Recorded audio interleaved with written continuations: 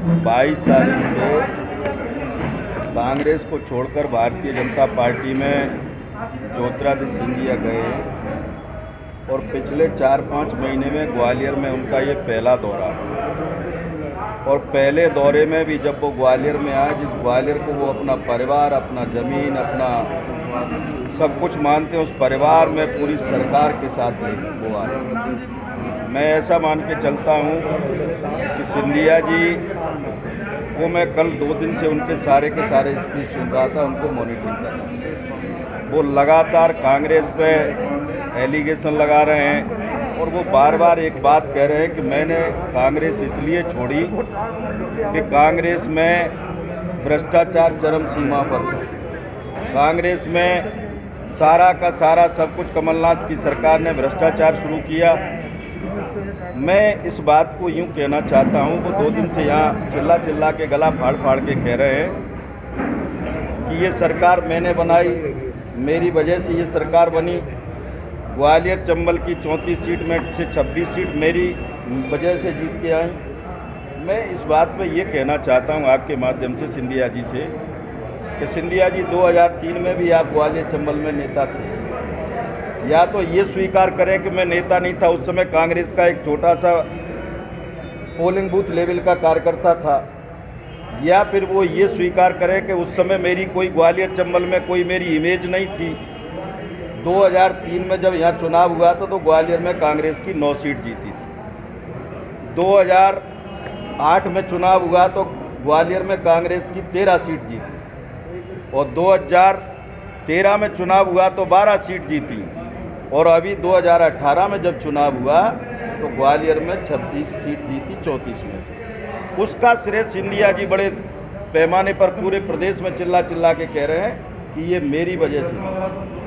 अब उनको एक चीज़ तो एक्सेप्ट करना चाहिए, या तो वो उस समय नेता नहीं थे, कांग्रेस के उस समय एक पोलिंग बूथ के कार्यकर्ता थे, या फिर उस समय नेता थे तो उनकी लोकप्रियता नहीं थी। मेरा ये मानना है कि ये सिंधिया जी की वजह से नहीं जीती थी। 2 अप्रैल की जो घटना थी, भारतीय जनता पार्टी का 15 साल का कुचक्र का जो समय था, उनका कार्यकाल था, पूरे प्रदेश की जनता ऊब गई थी शिवराज सिंह जी के फर्जी भाषणों को सुन सुनकर। इस वजह से यहाँ ग्वालियर में इतनी सीटें जीती। और आज वो कह रहे हैं कि जैसे ही सरकार कमलनाथ जी की बनी, सरकार बनने के बाद पूरा भ्रष्टाचार में पूरा प्रदेश तब्दील हो गया। मेरा इस पर ये कहना है सिंधिया जी से और ये प्रदेश के आवाम से कि भ्रष्टाचार में कहीं न कहीं ये यदि था तो सिंधिया जी कहीं न कहीं इन्वॉल्व थी। सिंधिया के 6 मंत्री थे, बड़े बड़े विभागों के मंत्री थे। यदि भ्रष्टाचार था तो क्या सिंधिया जी ने कभी अपने मंत्रियों से बात की थी क्या? उस समय ये भ्रष्टाचार उनको नज़र नहीं आया, कभी उन्होंने उठाई नहीं। जब उन्हीं के विधायक उन्हीं के मिनिस्टरों पे एलिगेशन लगाते थे, जैसे जो रणवीर जाटव है, इन्होंने एलिगेशन लगाया, तुलसी सिलावट पे, इमरती पे एलिगेशन लगाया, तब सिंधिया जी का कोई स्टेटमेंट नहीं आया पूरे इस बात को लेकर। तो मैं ऐसा मान के चलता हूँ कि ये सिंधिया जी जो 2-3 दिन से यहाँ मेंबरशिप के नाम पर ग्वालियर में फर्जी मेंबरशिप करा रहे हैं। कई लोग ऐसे हैं जिन्होंने पार्टी में गए नहीं, नाम नहीं दिया, यहाँ सैकड़ों की तादाद में जो है फर्जी भारतीय जनता पार्टी में ज्वाइन कराने की बात कर रहे हैं। मैं ये सारे के सारे कीट पतंगे जितने भी ये भारतीय जनता पार्टी में जो नाम आ रहे हैं, कुछ एक को छोड़ के सारे के सारे कीट पतंगे हैं। और कीट पतंगे सीजन पे आके पैदा होते हैं और सीजन के अंत तक वो ख़त्म हो जाते हैं। ये वही कीट पतंगे, ये कोई भी मेंबरशिप में ओरिजिनल लोग नहीं है, कुछ एक को छोड़ के। लेकिन ये प्रोपोगंडा बनाना, ये माहौल बनाना, अपने घर में इतने पूरे लाभ लश्कर के साथ आना, और कांग्रेस ने तो ये सबको निकाल दिया। इस तरह के लोग तो जो पूर्व में जब कांग्रेस में रहते थे तब भी कांग्रेस की पीठ में छुरा भोंकने का काम करते थे। मेरे यहाँ के कुछ लोगों के नाम आए, मैंने पेपर में पढ़ा। हमारे मोहन सिंह जी ये खुद जो है अनूप मिश्रा से पैक्ट करते थे। इवन मैं तो कहता हूँ सिंधिया जी खुद पैक्ट करके इनको चुनाव लड़ाते थे, खुद कांग्रेस को हराने का काम करते थे। ये चुनाव लड़े थे, इनको टिकट दिया, इनको हराने के लिए पूरी ताकत लगाते। या अशोक सिंह का खुल के विरोध करते थे। वो मंचों से कई बार मुझे बुला बुला के कहा उन्होंने। ऐसे व्यक्ति जो है आज भारतीय जनता, यहाँ भी कांग्रेस में पूरा माहौल गंदा किए हुए थे। आपसे बुला के क्या कहा? कई बार वो कहते थे कि इनको नीचे ला, इनको अपने को मजबूत नहीं करना, इस तरह मैं बल उनको समझाता ऐसा है अपनी पार्टी का, जीतेंगे ठीक रहेंगे, लेकिन उनकी कभी मंशा नहीं रही कि ग्वालियर संसदीय क्षेत्र का कोई व्यक्ति दिल्ली में पार्लियामेंट में जाके मेरे बरोबर बैठे, ये कभी नहीं सोचते।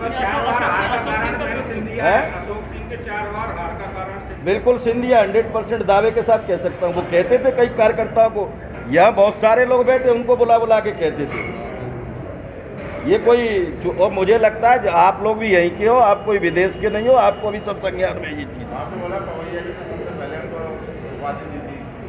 बिल्कुल बिल्कुल आप जो कह रहे हैं वो बिल्कुल सही है। पवैया जी ने ये राष्ट्रीय मंचों पे ये कहा था कि ये परिवार, ये खानदान गद्दार है, और ये सिंधिया जी ने कोई नया काम नहीं किया ये सरकार गिरा के, इन्होंने अपने पूर्वजों की परंपरा का निर्वहन किया है, और वो मुझे लगता है ये करते रहेंगे। अब वहाँ पहुँच गए, वहाँ भी दंगा फसाद जैसी स्थिति पैदा कर रखी है।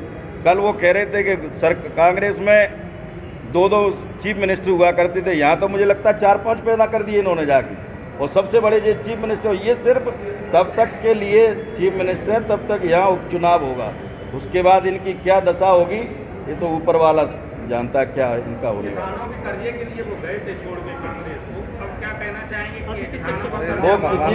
वो किसी कांग्रेस के कर्जे के लिए छोड़ के नहीं गए थे, वो तो सिर्फ अपने पद के लिए, क्योंकि वो बगैर पद के, बगैर कुर्सी के वो जिंदा नहीं रह सकते थे, इसलिए वो खुद के स्वार्थ के लिए तमाम सारे विधायक मंत्रियों की उन्होंने बलि चढ़ा दी है। अब जो लौट के नहीं जाएंगे मध्य प्रदेश की विधानसभा में, फिर उन्हीं के मुखार बिंदु से सुनना इनके बारे में क्या क्या है। वो कई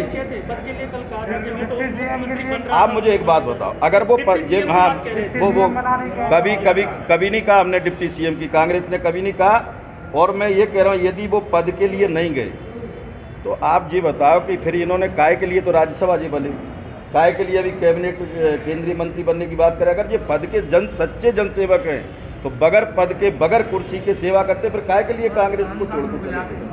ये मैंने कहा ना, बगैर पद के कभी जिंदा नहीं रह सकते। बुंदेली बौछार की शानदार खबरों को देखने के लिए सब्सक्राइब जरूर करें और बेल आइकॉन दबाएं, तभी पूरी खबरें आपके पास आ पाएं।